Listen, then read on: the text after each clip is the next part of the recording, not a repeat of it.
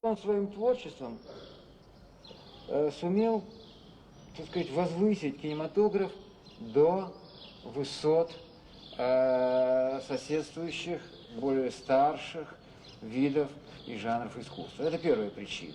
Il est très intolérant, Bresson, c'est-à-dire que tout ce qui n'est pas sa façon à lui de faire du cinéma, il a un grand mépris et il considère que, en dehors de lui, pratiquement le reste du cinéma des cinéastes n'existe pas. J'ai le sentiment d'avoir appris à être difficile dans mon choix pour tout.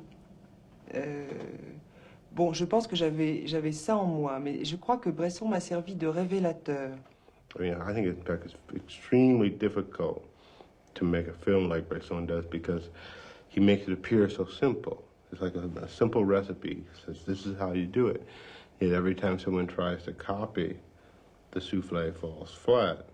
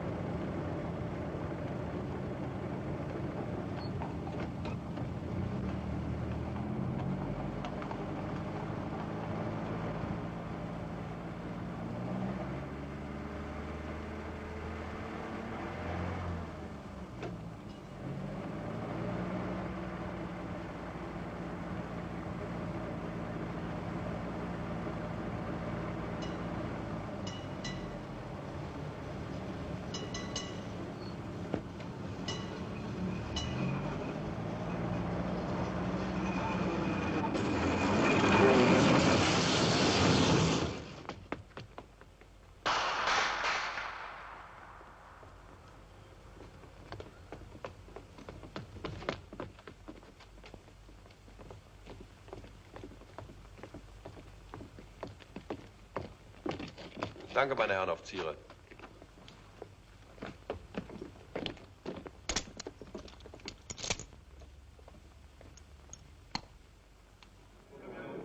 Si vous pouvez vous asseoir, il faut arrêter, autrement il ne revient plus. C'est simple. Alors, vous m'entendez, monsieur? Je m'excuse, mais c'est comme ça. Could you please sit down? Could the cameraman sit down, please? And that means you. Het filmfestival van Cannes. De 81-jarige Franse filmer Robert Bresson geeft een persconferentie ter gelegenheid van de première van zijn nieuwste film. Het is voor het eerst in lange tijd dat deze cineast, die gewoonlijk de publiciteit schuwt, zo in de openbaarheid treedt en zich laat filmen en fotograferen. Bon, on commence de conférence de presse du film que vous venez de voir, L'argent. Alors, à qui la première question? Who has the first question? Oui? I didn't understand exactly why the wife of Yvon leaves him. À qui vous adressez la question? J'ai pas compris non plus. La question c'est pourquoi la femme d'Yvon le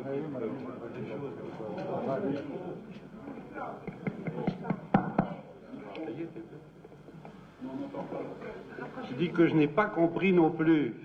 La femme non plus, personne n'a compris. Il ne s'agit pas de comprendre, il s'agit de sentir, ce n'est pas la même chose. It's not a question of understanding, it's a question of feeling, which is not exactly the same thing.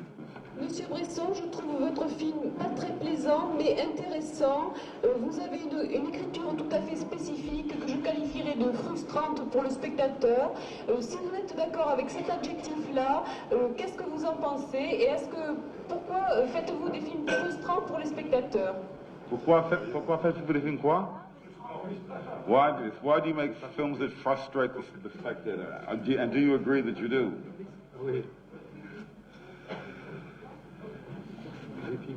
Frustrant pour le spectateur. Frustrant. Ah oui.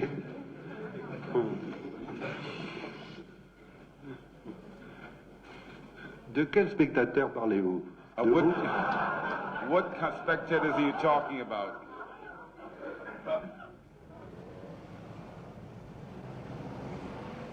Bresson is geen bekende naam bij het grote publiek. In filmkringen echter geldt hij als een van de grote meesters, vanwege zijn volstrekt eigen filmstijl. Zelf noemt hij die stijl de cinematograaf, om haar te onderscheiden van de gebruikelijke manier van filmen, de cinema. Voor ons, als filmstudenten, was de kennismaking met Bressons films een schok. Ze waren anders dan alles wat we op de filmacademie leerden. Zijn stijl onderscheidt zich door een grote soberheid.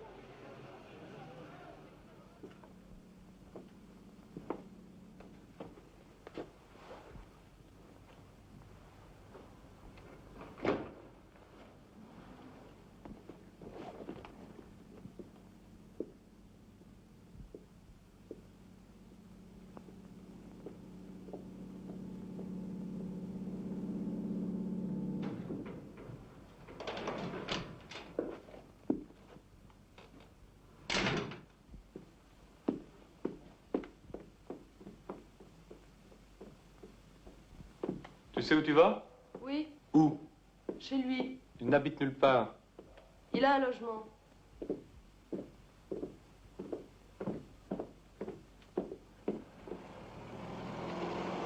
Tu vas faire mourir de chagrin tes parents. Je n'y peux rien.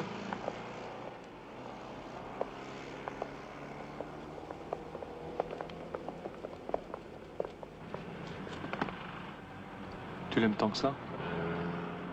C'est toi que j'aime, Michel. Lui, c'est autre chose. Pas un véritable amour. Quoi alors? Je ne sais pas. Il m'a demandé d'être ici à 5 heures et j'y suis. Il se peut qu'il ne vienne pas du tout. Et voilà.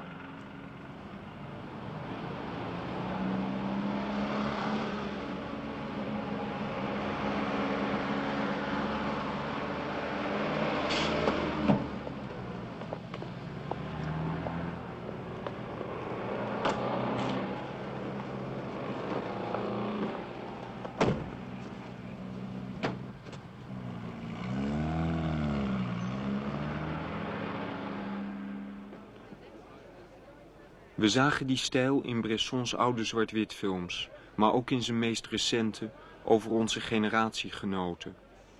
We besluiten het nader uit te zoeken. Maar Bresson wil niet gefilmd worden. Hij weigert het al jaren, zegt hij door de telefoon.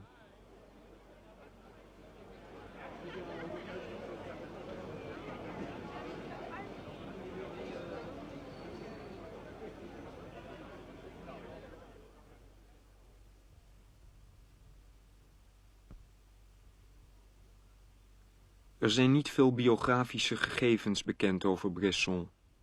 Geboren in 1901, maar volgens hemzelf 6 jaar later. Na een klassieke schoolopleiding werkzaam als schilder en modefotograaf. In de jaren 30 overgestapt naar film.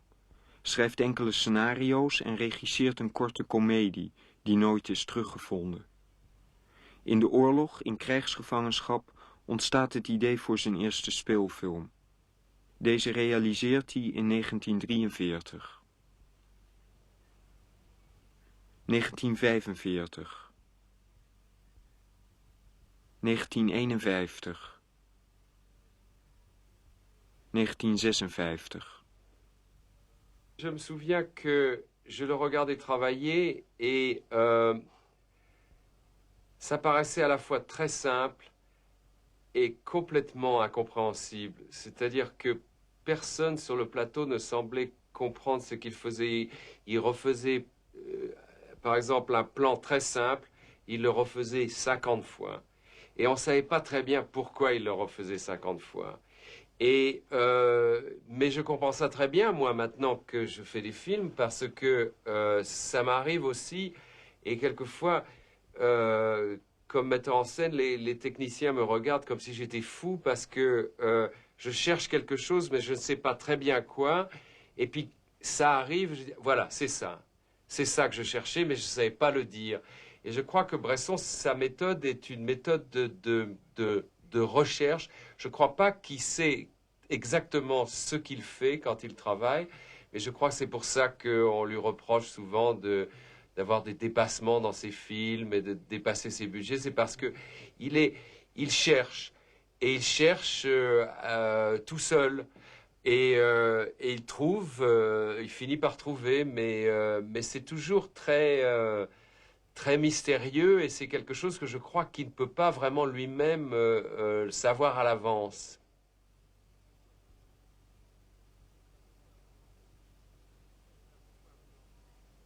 Il nous a beaucoup influencés parce qu'il a été notre modèle, il a été notre exemple d'un homme qui refusait toutes les concessions commerciales et qui faisait du cinéma pur, et qui était, de tous les Français, il était vraiment l'auteur, celui qui concevait son film depuis le départ jusqu'à l'arrivée. Donc il était le maître d'œuvre solitaire et total de son œuvre. Et dans ce sens, nous l'admirions tous beaucoup. Je ne peux pas dire que ni Truffaut, ni Godard, ni Chabrol, ni même Rohmer, en fait, ne sont des gens qui ont vraiment... Leur cinéma est très différent de Bresson, et le mien aussi, j'imagine. Encore que peut-être les gens disent que je suis celui qui a été le plus influencé par Bresson, mais en fait, certainement, il a été notre phare, l'homme que nous admirions, et nous voulions tous être Bresson. 1959. 1962. Мы изучали западное кино у себя в институте в Москве, но эти фильмы, которые я смотрел, не входили в эту программу. Меня интересовали другие проблемы. То есть меня интересовали картины, которые я сам разыскивал в нашем архиве, киноархиве, синематеке. Так сказать, меня поразила совершенно Жанна Дарк своей какой-то абсолютной независимостью от зрителя, своей совершенно полной несовместимостью до такой степени, что, так сказать, перед зрителем эта картина возникала не как зрелище, а как кусок природы и жизни. Хочешь, смотри на нее, хочешь, не смотри. Хочешь, принимай этот фильм, так сказать, как искусство, хочешь, не принимай. То есть вот такая независимость от своего творчества, от мнения зрителей и критики, так сказать, стала для меня навсегда, так сказать, символом поведения, так сказать, режиссера перед лицом публики. Мне близок Бresson именно тем, что среди многих художников, стремящихся к простоте и глубине, он один из тех немногих, который ее сумел достигнуть в своей, так сказать, своем творчестве. Это самое главное, потому что все мы стремимся к простоте. Любой художник, маломальски серьезный, стремится к простоте. И немногим из нас удается этой простоты достигнуть. Бresson среди тех, кому это удалось. 1966.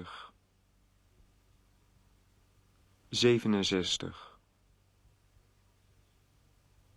69.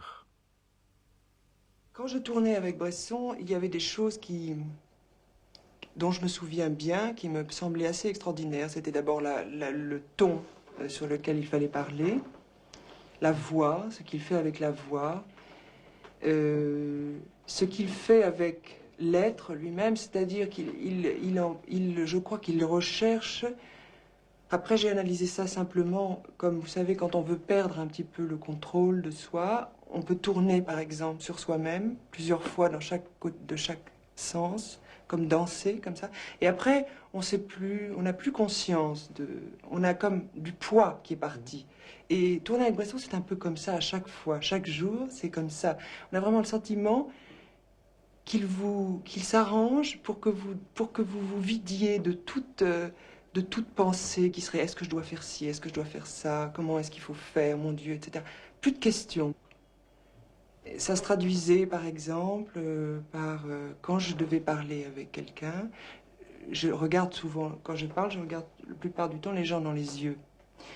Et là, avec lui, c'était tous les jours, systématiquement, il me demandait de regarder la personne à l'oreille, toujours à l'oreille. Quoi qu'il arrive, je devais regarder la personne à l'oreille. Et c'est très curieux parce que ça change complètement. Évidemment, ça paraît tellement curieux.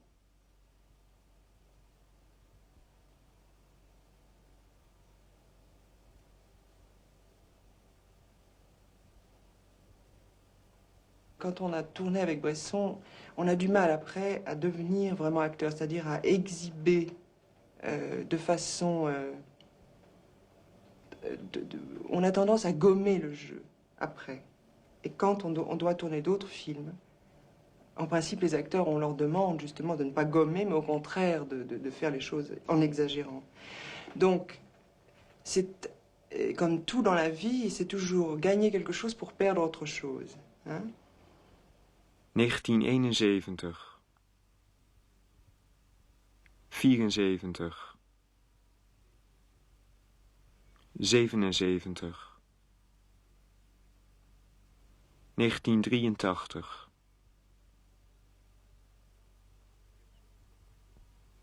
Bresson heeft maar 13 films gemaakt in een periode van 40 jaar. Films die veel prijzen hebben gewonnen, maar weinig publiek trokken en in een enkel geval zelfs leidden tot het faillissement van de producent. Allô, c'est Majestic. Bonsoir, est-ce que vous pouvez me donner la chambre de Monsieur Bresson, s'il vous plaît?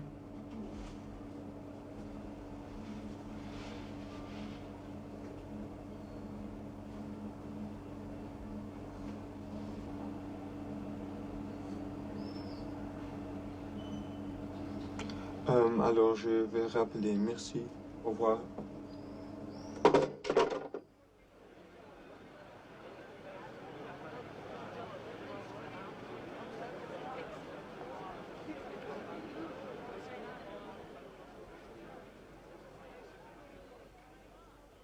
Bresson spreekt zich niet graag uit over zijn films.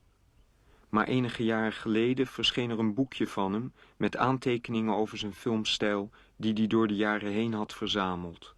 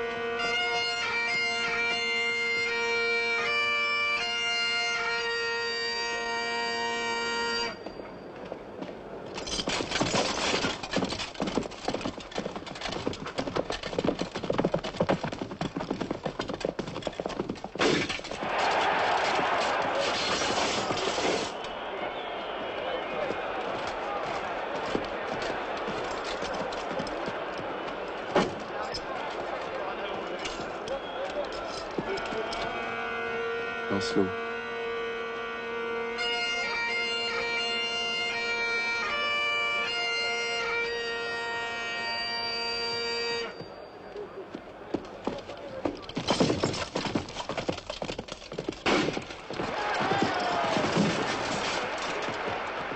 Lancelot.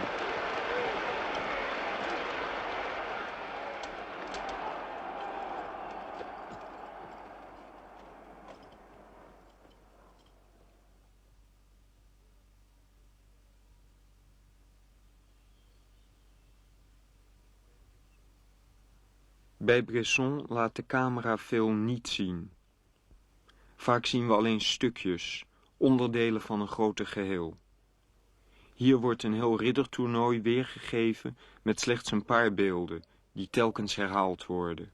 Van een vlag, paardenbenen, een lans. Nooit zien we de toernooibaan in zijn geheel. De beelden laten alleen het hoognodige zien, de essentie.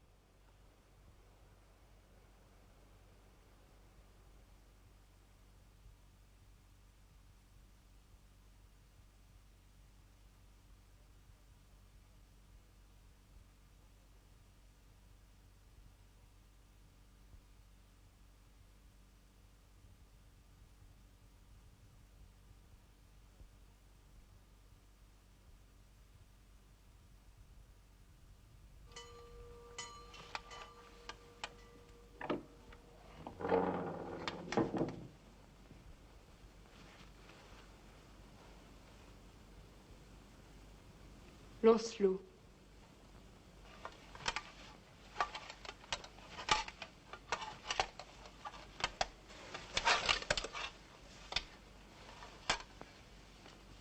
Guenièvre. Tu es vivant et tu es là. Rien plus jamais ne t'écartera de moi.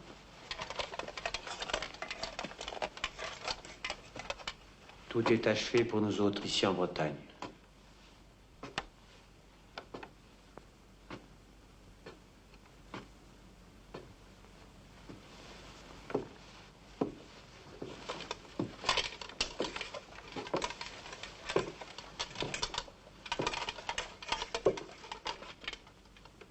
Je ne puis plus attendre. Dis-le, ce mot. Je t'aime. Encore. Répète une fois encore. Je t'aime, il faut me croire. Je te crois. Mais qu'as-tu? Donne-moi la main.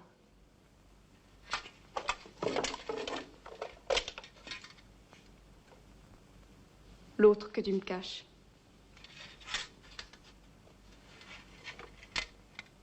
Ton doigt est vide. Tu as retiré mon anneau.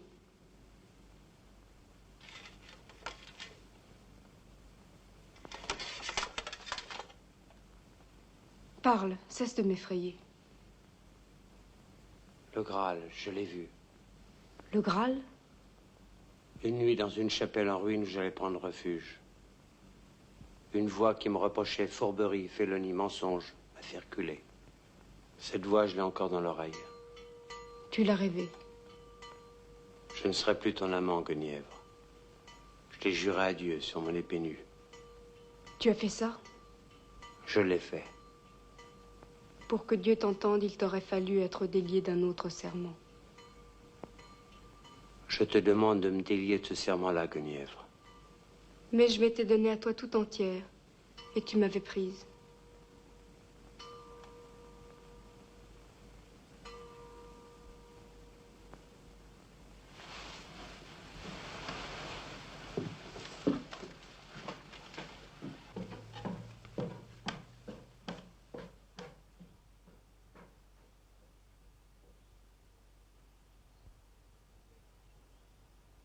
Bij Bresson wordt niet geacteerd zoals we het gewend zijn.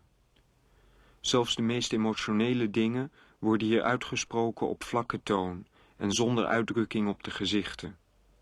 Het lijkt soms wel of deze personen tegen zichzelf praten. Bresson werkt ook nooit met professionele acteurs. Die horen thuis in het theater, vindt hij. Hij gebruikt uitsluitend nieuwelingen. Modellen noemt hij ze. En hij oefent vaak langdurig met hen om ze de teksten te laten uitspreken zonder enige intonatie.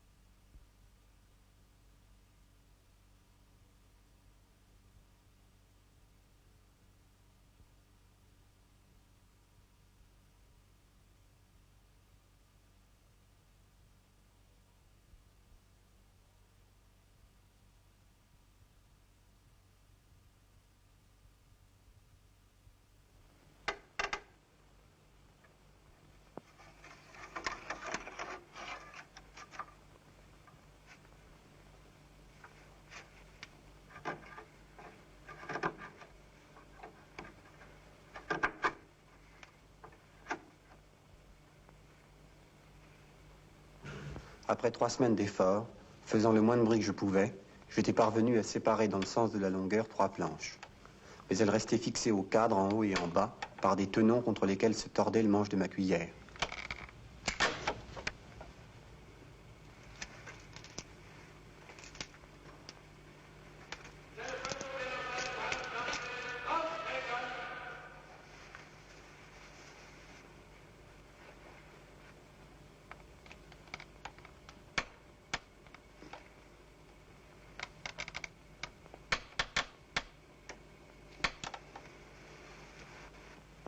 Faire éclater la partie du cadre qui les maintenait, et pour cela me procurer une autre cuillère afin d'exercer une pression suffisante.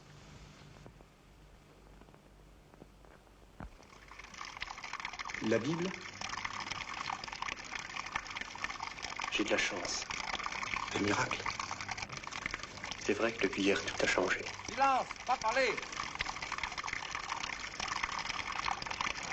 Moi aussi, j'ai de la chance.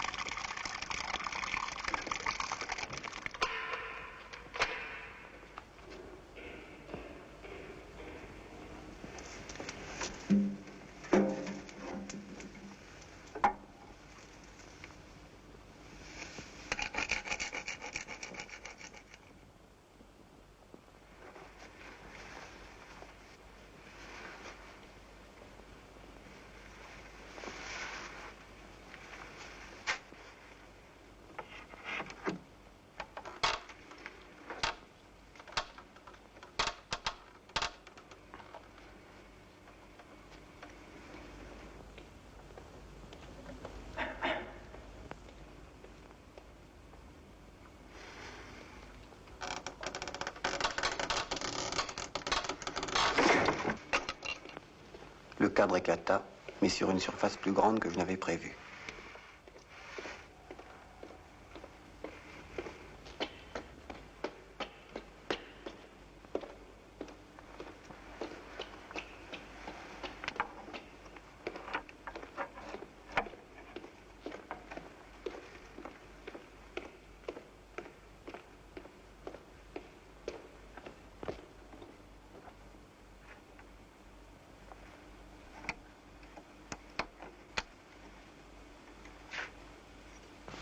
Je pus remettre le morceau en place et le faire tenir.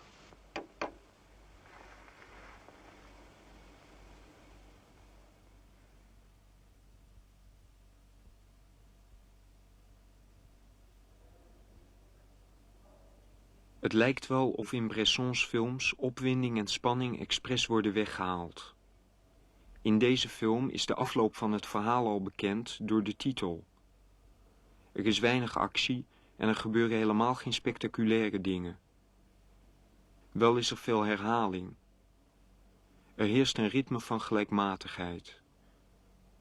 De gevangene vertelt bovendien vaak letterlijk wat er ook al in beeld zichtbaar is. En ook wordt er geen muziek gebruikt om het spannend te maken.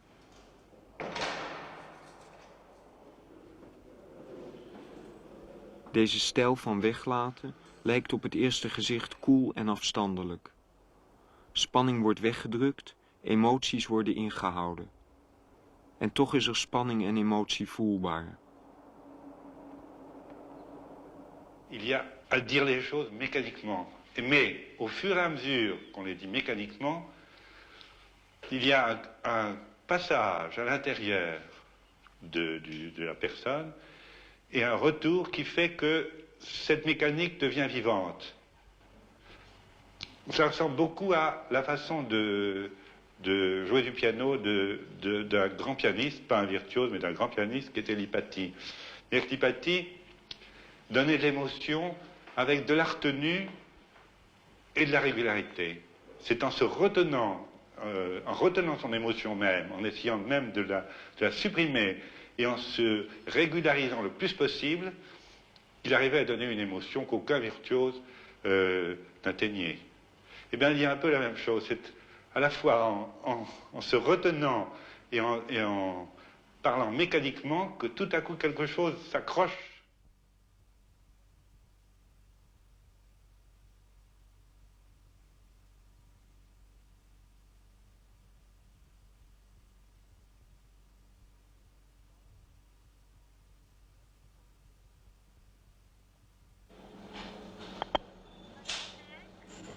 Bonjour, est-ce que vous pouvez me donner la chambre de monsieur Robert Bresson, s'il vous plaît? Oui.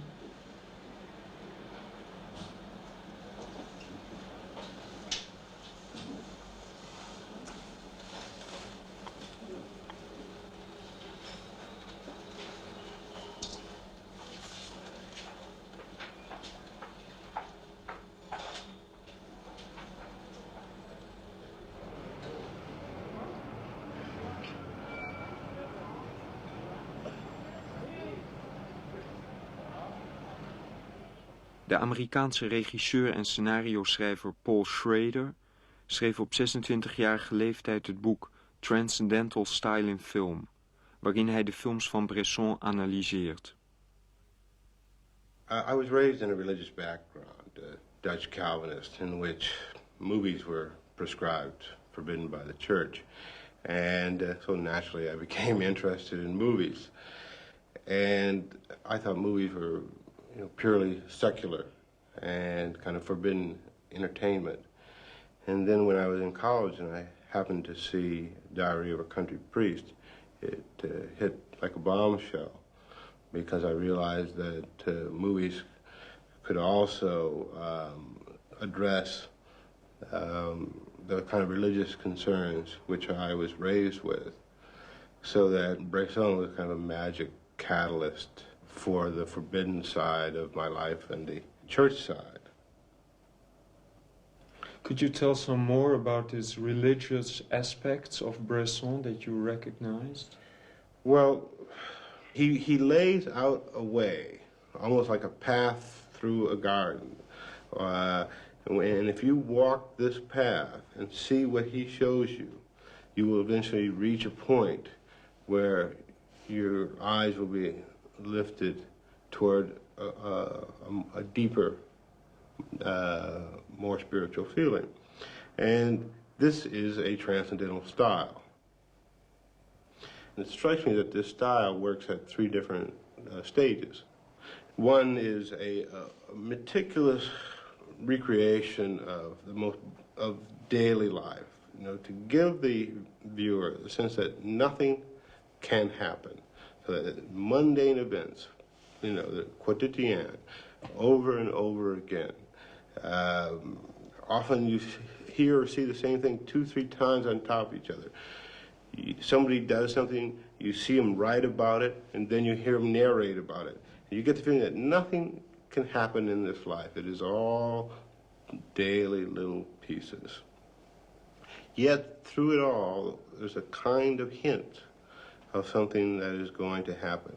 And maybe it's a little bit of music here or there, and a sense of disparity, a sense of unnaturalness between the cold blank stares of the protagonist and the lovingness in which their faces have been selected. There's a tension there, and you don't quite understand what that tension is all about. Then, at a crucial moment, both in the films of Bresson and of Ozu, this disparity explodes. And there's a critical moment where, as if you have a very placid oil field, and all of a sudden, without warning, a gusher occurs. And in Ozu's films, it's often tears. And in Bresson's films, it's a kind of burst of emotional involvement, like at the end of Pickpocket, when he says, Jean, it's taken me so long to come to you. And then the audience is battered by this sudden eruption of emotion, and then there's a peace again. And the peace is usually followed by a symbol and icon, whether that be the burning stake in Jeanne d'Arc, the cross in Country Priest, and that is the stasis.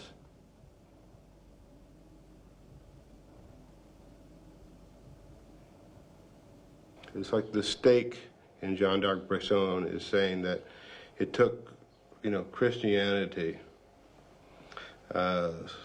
several hundred years to develop the icon of the cross, so that now you can see a cross, and it has iconographic power, that you feel something when you see a cross.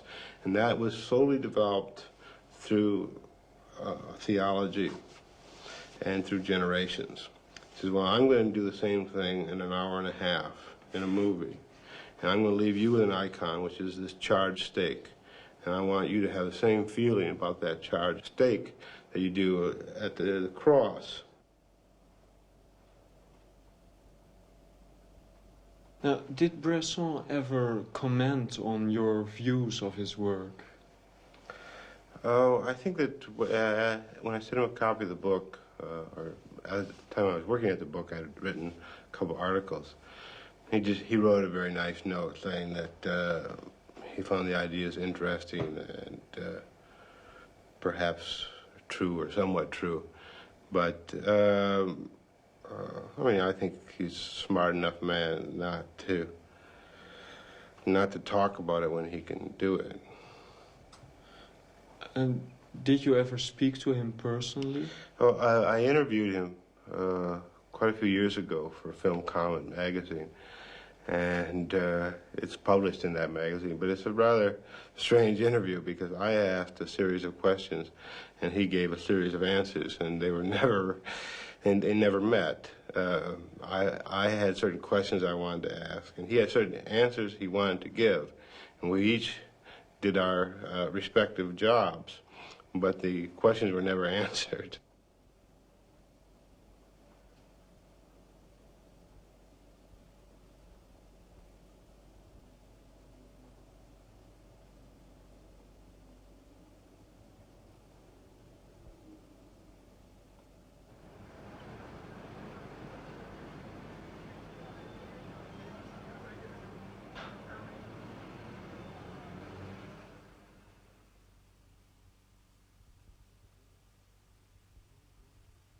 Een jonge dorpspastoor wordt verteerd door een heilig lijden.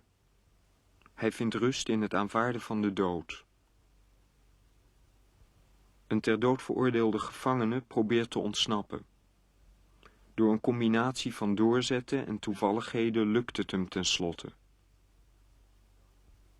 Jeanne d'Arc volhardt tegen enorme druk in haar geloof dat ze door God gestuurd is. De dood op de brandstapel betekent voor haar een verlossing.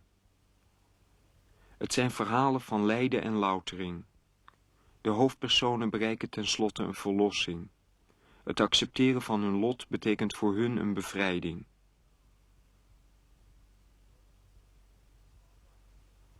In de latere films van Bresson lijkt er iets te veranderen. Een jong meisje ziet geen perspectief in haar liefdeloze bestaan en kiest voor de dood. Een man probeert na te gaan of hij schuldig is aan de zelfmoord van zijn jonge vrouw. In een wereld waar zijn liefde verboden is en menselijkheid onmogelijk, blijft Lancelot geen andere weg over dan de dood.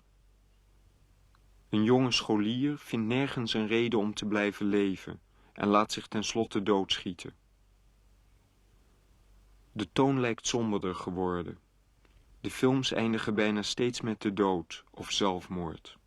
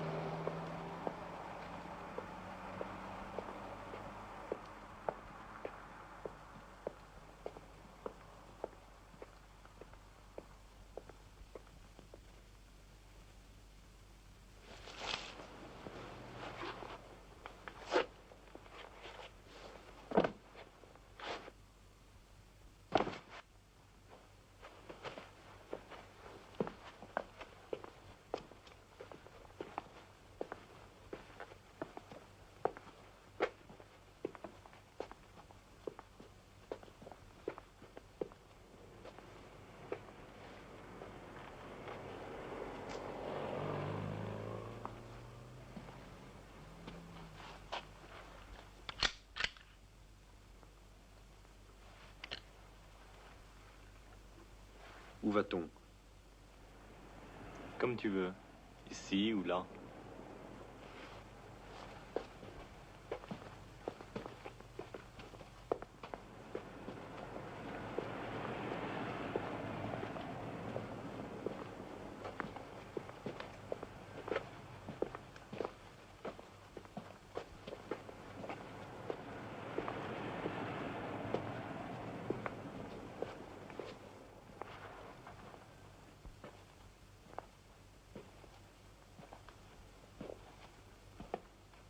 J'avais cru que dans un moment aussi grave, j'aurais des pensées sublimes.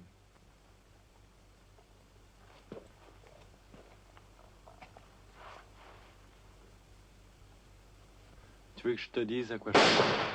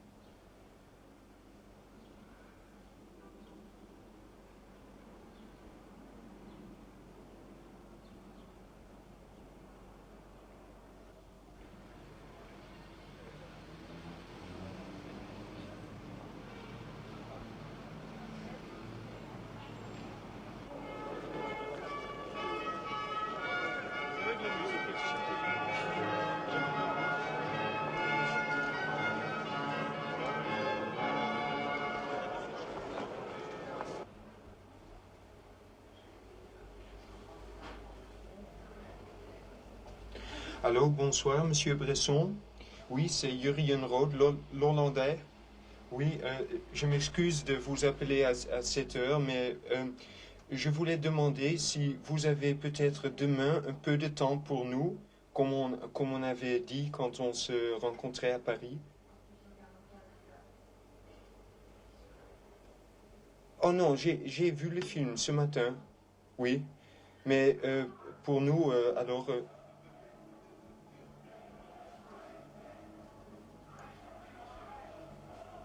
Bien. Oui, pour venir avec les 2 ou 3 petites questions, c'est comme on avait dit. Alors, une seule, oui.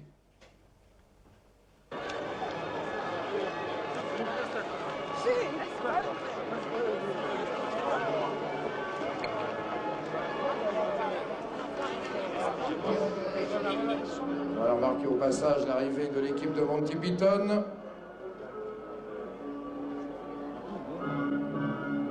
Tandis que vous le voyez sur la droite par rapport à l'escalier, le festival dévoile ses charmes.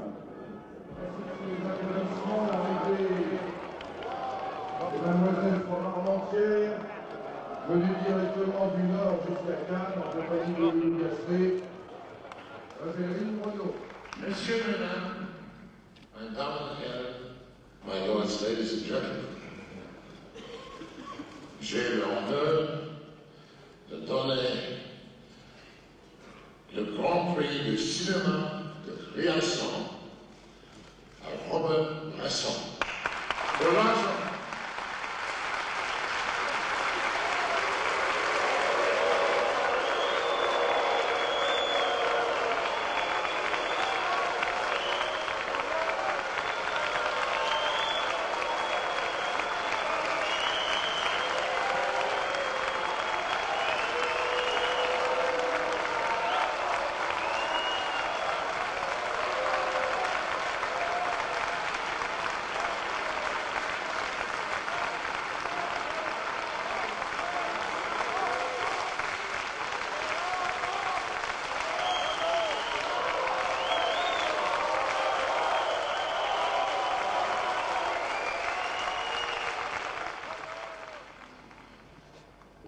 Monsieur Bresson, en regardant vos films, on a le sentiment qu'il y a une morale là, une morale assez sombre, disons, assez pessimiste. Et on a même le sentiment que pendant vos films, la morale est devenue plus sombre, tant qu'on avait le sentiment que c'était presque une contradiction entre ce pessimisme et la beauté de la forme. D'abord, je vais vous dire quelque chose. Vous confondez le mot pessimisme avec le mot lucidité. Cette lucidité n'est pas forcément pessimiste. Oui. Mais la morale aussi, la morale est une chose plus large. La morale, je ne conçois pas une morale noire. Mais et les deux choses, la tragédie grecque est-elle un pessimisme, la tragédie grecque? Alors c'est plutôt la lucidité. Je crois que, pour moi, je me sens plutôt lucide que pessimiste. Je ne sais pas ce qui va arriver, mais je constate simplement, et il m'est difficile maintenant de prendre des sujets qui sont en dehors de notre époque. Je ne peux pas faire autrement que de rester dans mon époque. Je sens qu'il y a des menaces très lourdes sur le monde entier et qu'il vaut mieux être lucide sans être forcément pessimiste. Vous vous regardez pas comme pessimiste, c'est ça? Non, l'alliance de la recherche de la beauté et d'une certaine lucidité, les deux choses ne se contredisent pas du tout, mais pas du tout. Je ne vois pas qu'il y a contradiction. Mais la beauté dans le cinématographe doit être neuve. Je veux dire, si le cinématographe devient un art, tout art a sa beauté, Mais il faut profiter de ces deux appareils extraordinaires qui sont la caméra et le magnétophone, surtout de leur assemblage pour écrire quelque chose sur l'écran. Il faut que ce soit neuf, puisque nos appareils sont tout neufs. Ils nous tombent du ciel tout neufs. Il faut s'en servir comme d'appareils neufs pour faire du neuf. Et ce neuf doit être beau si on a un certain idéal de beauté pour les choses en général, pour les personnes et les choses en général. Est-ce que vous croyez que vous êtes changé pendant votre œuvre, disons... J'espère que j'évolue, en effet, et je pense que ce dernier film a pour moi en tout cas du nouveau, c'est-à-dire à la fois un acharnement à vouloir les choses concentrées, rapides, et neuves, et en même temps une grande liberté, une grande spontanéité, une grande liberté. Je fais ça parce que je le sens, donc je le fais. Tant pis si c'est pas bien, si c'est bien, bravo. Mais voilà comment j'ai travaillé. Malheureusement, il y a tout un public, qui fait tout le public du cinéma, que les Français appellent le ciné, qui est la simple photographie du théâtre. Alors, ils veulent pour ça d'abord qu'on voit les personnes entières, et pas leurs mains, ou leur visage, ou leurs coudes, ou leurs jambes. Moi, quand je traverse un boulevard, je vois des jambes qui marchent, des jambes en marche. J'ai fait des jambes en marche. Je n'ai pas eu une seconde d'hésitation. C'était ça pour moi le boulevard à Paris. Mais ils n'ont pas vu qu'il y avait tout de même une certaine beauté à faire le personnage qui arrivait parmi ces jambes, qui était jambe lui-même, et qui tout à coup s'asseyait et que nous ayons en pleine vision. Parce que ça, ils ne voient pas, ils ne ressentent pas plutôt. Ils attendent un dialogue explicatif et il n'y en a pas. C'est l'image combinée avec le son qui explique. Est-ce que le public va comprendre ce style? Mais non, il ne comprend pas. Il faut comprendre, si on lui donne toute la journée des films qui sont de la photographie d'un spectacle, il ne comprendra pas. Il cherche le jeu des acteurs et leur façon de parler, les modulations de leur voix, leur réussite, c'est tout ce qu'il cherche, il voit. Et s'il n'y a pas de jeu, et s'il n'y a pas des acteurs connus, il voit le vide.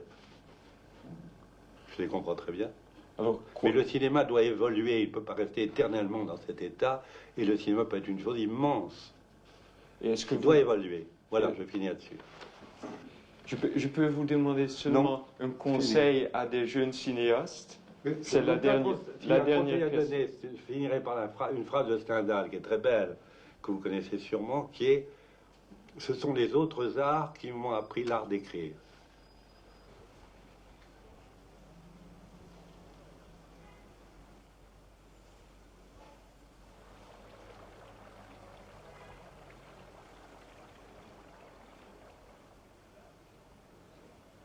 Et pour entrer, Tarkovsky pour Nostalgie.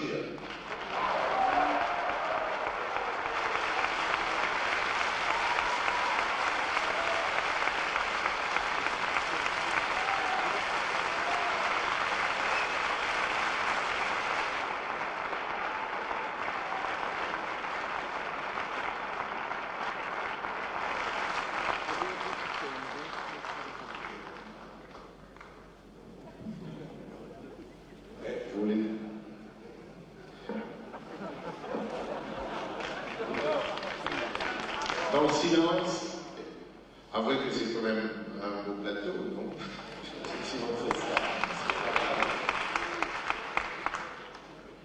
Merci beaucoup. Merci. Est-ce que